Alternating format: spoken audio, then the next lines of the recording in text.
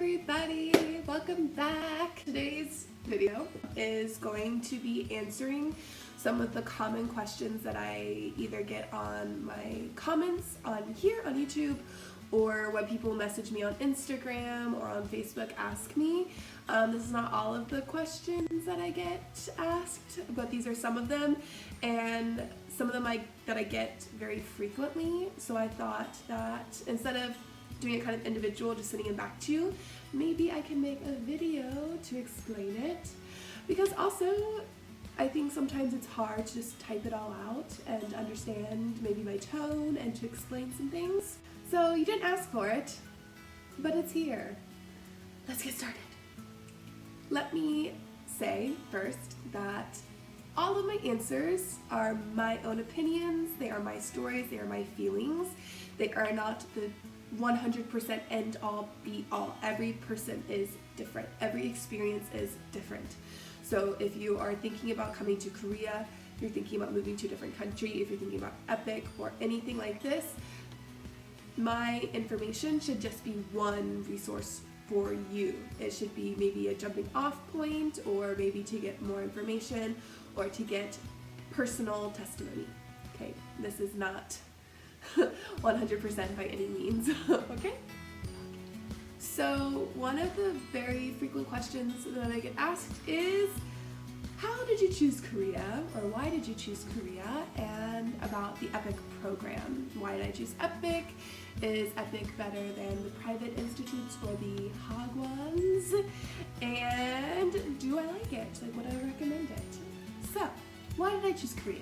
How did I choose Korea? For me, when I decided to move to a foreign country to teach English, I looked into lots of different countries and lots of different programs. There's tons out there, and everybody kind of has different preferences. So I looked at YouTube videos, I looked at blogs, I looked at the kind of postings that people put on the travel websites. I made pros and cons lists. So I would watch a video and I would write down the things I liked and the things I didn't like, and then the questions I had. And then I did research on the countries themselves, the standard of living, the cost of living, crime and safety, that sort of thing. And so for Korea, it was in my top like 5. So there was Korea, there was Japan, which is another really big popular one, Thailand, Vietnam, and Taiwan, and Prague. And then I just tried to find as much information about the different countries that I could. And actually one of the big reasons I chose Korea was because of EPIK, because it was very well established, very well known, it had great reviews, it had great resources and help available, because of the safety, because Korea is very, very safe, and because of the standard of living that I could have in Korea than I could have in maybe Thailand or Vietnam or Taiwan. If I look at EPIK versus private HAGWON, the reason I chose EPIK is because EPIK is run by the Korean government. It is very well established. It has a set of rules and regulations and standards that everything has to follow. So I knew I wasn't going to get myself into a situation where it could be very bad, or maybe unsafe, or maybe not official. Which with a HAGWON, they are not run by the government, and they're very kind of independent, so each place is different, how it's run is different, their standards are all very different. And for me, never living outside of my country, it being my first time and my first job, I didn't want to have that instability and that risk. I thought EPIK was a lot safer. But that's not saying that it is, it's just for me, that was my opinion. Okay, with this, I get asked about the qualifications for teaching English. And with EPIK and with HAGWONS and with other countries and with other programs, this also differs. For Korea, with EPIK 100%, and now with most HAGWONS, you either need to have English degree or a teaching degree, or you need to have the TEFL or TESOL certificate. And that is teaching English as a second language and teaching English as a foreign language, which you can get this online, which is what I did. But you need to have one of those if you don't have a teaching or English certificate. Some HAGWONS you don't need this for, but I found that recently that is kind of a standard that they have. And it's also better for you because you, throughout this program, to get the certificate, you learn the different techniques and the standards of what it takes to teach English as a foreign language, because it's a little bit different than just teaching English, and it helps a lot, I promise. Something that I got asked recently was about co-teachers, and I know for me, I was super curious and very nervous about co-teachers because most of the information out there that I could find was, it's hit or miss. I hate to say it, but it's hit or miss. Each school is different, each program is different, each teacher is different. So I have had, let me count.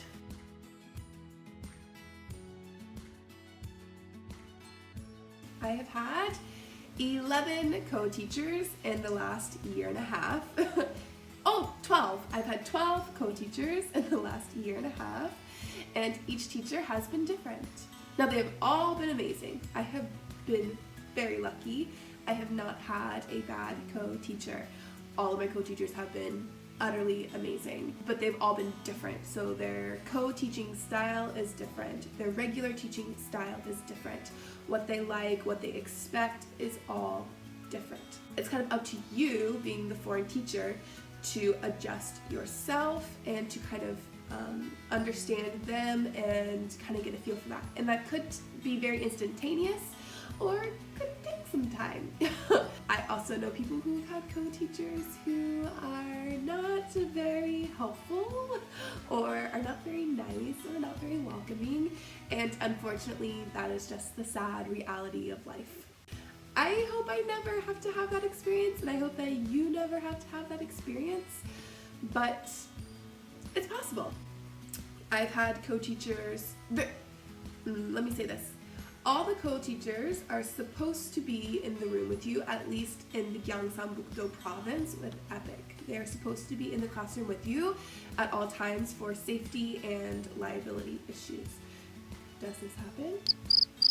No. Sometimes it's better if they are kind of in the back or if they leave, and sometimes it's better if they're right up front with you and helping you. We have the ghost co-teachers, which, like I said, they're kind of like a ghost. You don't really see them. Maybe they're in the back, or maybe they leave. They don't really do anything. You have the like 50-50 co-teacher, where they're kind of splitting everything with you. They are helping you with the class. They are kind of taking over the lesson. They are explaining and working with you, very like give and take. I don't know what this is, but apparently it's give and take. You have the co-teachers who want it to be their class, and so maybe they want to do 80% of the class and they want you to do the other 20%. I think that kind of happens a lot in elementary school. Maybe they want you to just be the game person, so they teach the lesson and then you come in for the last little bit and teach game. For me, almost all of my co-teachers have had the mentality that this is my classroom, I am the teacher, it is my lesson, and so it's up to me, it's my decision for what I teach and how I teach it. They are there for support if I need it. They are there to give me advice or to help supplement the class, but in the end, it is up to me. So even if I ask them, like, what do you think about this lesson? Do you think it'd be a good lesson? Or do you think I should teach it? Or do you think it's okay if I do this? Usually their answer is, it's your class. If you want to teach that, then you can teach it. Or, oh, it's your class. If you want to play a game today, you can play a game today. Or, it's up to you. That's what I get a lot. It's up to you. Yeah, so I've had a really great experience with that. So if you are coming to be a foreign English teacher, you are supposed to have a co-teacher with you. Now, the magnitude of their kind of input and their help is very iffy. They could be in the class with you, they could not be in the class with you. They could be doing a lot of work with you, they could not be doing a lot of work with you. They could be super nice and you can become best friends, or you can probably hate each other. Yeah. Question that I got recently was about lesson plans, and this was also something I was super worried about. Again, this is kind of dependent on your school and on your teacher. So I have done both of these. I have had to create my own curriculum and I've had to follow a book. So one teacher teaching second grade of high school, so 11th grade of high school, they wanted me to follow the book. They gave me the book and they said, you need to teach lessons 2, 4, and 6. And then I had another teacher who said, you can teach whatever you want to teach. It's up to you. It's your class. Whatever you want to do. And both of these have positives and negatives. It's just kind of, dependent on the teacher, also the semester, and the school. So there are lots of resources out there. If you are using the book, you can probably even find lessons for that chapter in that book online. You can ask other teachers yourself. If you're creating your own curriculum, there's a lot of information online. There's a lot of things. You just kind of type in what you want to do. Like, let's say you want to do a speaking activity. You can even just type in ESL, speaking activities, and you get a bunch. Or let's say you want to do a murder mystery lesson. ESL, murder mystery lesson, murder mystery activity.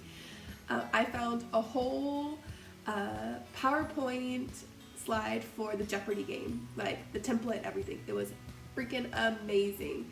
I just typed in ESL, Jeopardy game, and I just clicked through all the different links until I found one I liked, and then I used it. It's very helpful. Don't stress too much about that. Also, it might be crap. Like, don't be worried about your lesson being crappy, because it might, but hey, just go with it. I have had lessons that I thought were going to be amazing. I was like, oh yeah, this lesson is going to be awesome. My students are going to have so much fun. It's going to go so smoothly. I am so confident. Let's do this. And then I go to the classroom, all confident, like, yeah, let's do this. I have an amazing game for you. And then they hated it, or it went horribly wrong, or it just did not go well. And that's okay, because I've also had lessons where I think they're going to hate this. I need to smile and be happy and very positive and very confident because this is so crappy. And they loved it. I thought it was going to be super boring and they were going to sleep and they were going to hate it, and they loved it. Every class. It was like I was in the Twilight Zone. I don't know. Also, maybe your first class might be kind of rough, might be kind of rocky. Usually my guinea pig class. And then you take that and you fix it, and then you go to the next class. And then you take it and you fix it and you go to the next class. And usually by the last one, it's perfect and amazing, and you only have it for one class. That's okay. It's part of being a teacher. And the good thing is that usually you can take that and do it again next semester. Or take it, maybe take one thing out, put everything in, and do it for another lesson. It's great. Don't stress. I had a question recently about how to teach high school. How did I get to teach high school? How can they teach high school? First off, I'm very surprised that anybody wants to teach the high school level without doing it first, because I did not. I cried when I found out I was teaching high school, because I thought I was going to be like Mean Girls. I thought they were going to be so mean to me and it was going to be awful. I just wanted to teach elementary school, and I wanted to teach the days of the week and the color and have so much fun. But now, I'm so happy I teach high school. Unfortunately, I don't know how to help you get high school. For EPIK, high school is very not common. Recently, they've really been trying to phase it out. No more EPIK teachers in high school, just for many different reasons. But in a lot of the rural cities, you can teach high school. So most of the EPIK teachers that do teach high school, I think, are in these rural kind of cities because they don't really have any other options. I have been told by other teachers that you have to have a master's degree to teach high school, which I'm not so sure about that, if that's an actual rule or just kind of a standard that they tried to follow. I do have a master's. I know some other people who teach high school that have a master's, but I'm pretty sure I know other teachers that teach high school that don't have a master's. So I'm not sure if that's a real thing. And just because you have a master's degree doesn't mean you'll teach high school, because I know people who do have a master's degree that are teaching elementary school. And I even met somebody who had a master's and had taught the high school level back in America, and they are teaching elementary school and not teaching high school. So I think it's very just kind of where the dice roll, land, lay. I don't know what the saying is. I have a lot of questions about my apartment. I do have a new apartment, and I really promise I will do a video tour of it when it is clean. I've lived here for now 6 months, and it has not been clean enough to do an apartment tour video. Maybe I'll do one tomorrow. So I had a question of, did I get to pick my apartment, and did I have to do a deposit? So for me, I was the first EPIK teacher for my high school because it is a new high school, and so they didn't have an apartment that was like currently in their hands. They took me to an apartment. They said, "This is going to be your apartment." Okay, great. And then the next day they said, "We don't like that apartment. We're going to go show you another one." So I went, and they said, "Do you like this apartment better?" I said, "Yeah, I do." And they said, "Okay, you can move in tomorrow." Because I stayed in our high school dorms, because most of the high schools have dorm rooms. I did not have to do a deposit, or key money they call it, but I know there are some cities that do. They warn you to bring it. I can't remember what it is, which ones they are, but I think on EPIK they tell you, like, if you choose this city or if you get this city, you will more than likely have to bring your own. If you want to move apartments, which is what I did get to pick it out. I told my school I wanted to move apartments for these different reasons. They hired a realtor, and she took us to, I think, 6 different apartments. And I went in with my co-teacher and her, and we looked through all the different apartments, and at the end they said, "Which one do you like?" I said, "I like this one." And they said, "Okay." And then we picked a move-in date, and I moved in. We told them, like, I didn't have enough money to do key money, because I had found some on my own I liked, but they were really expensive key monies, and I was poor, so I couldn't do it. So the ones that she showed us, they didn't need key money. But if you do want to move on your own, or if you want your own apartment right off the bat, then you probably will have to do a deposit. One thing I've been asked, and I've seen a lot, is, do you have to know Korean to move here? And the answer is no. You don't need to be fluent in Korean to come here and to teach. It does help if you can read Hangul, or if you can read the Korean alphabet. It does help a lot. And if you know the basic phrases. If you know those things, it does help a lot. Just moving here and getting settled and to kind of make friends, but it's not a necessity. I've been asked what the hardest thing is for living here. I think one of the hardest things is being away from my family. So for me, I am really, really close with my family, especially my parents. You know, my mom is my best friend, so I talk to her every day basically, and I talk to my dad almost every day, and I'm just super, super close with them. And my pets, I have a lot of pets. We have 6 pets, so it's really hard for me to be away from them. I've been here for a year and a half and have not been home, and I've never been away for that long. I think the longest has been 6 months. So for me, the hardest thing is just being away from my family. I know for other people that's not a problem at all because they're not close with their family or they just don't care. But for me, being away from my family. But, you know, technology does help with this a lot. You know, video messaging, Facebook, Instagram, Snapchat, all that fun stuff. That's all. And the last thing that people ask me is, aren't you lonely? Isn't it lonely? And the answer is yes. It can be very lonely.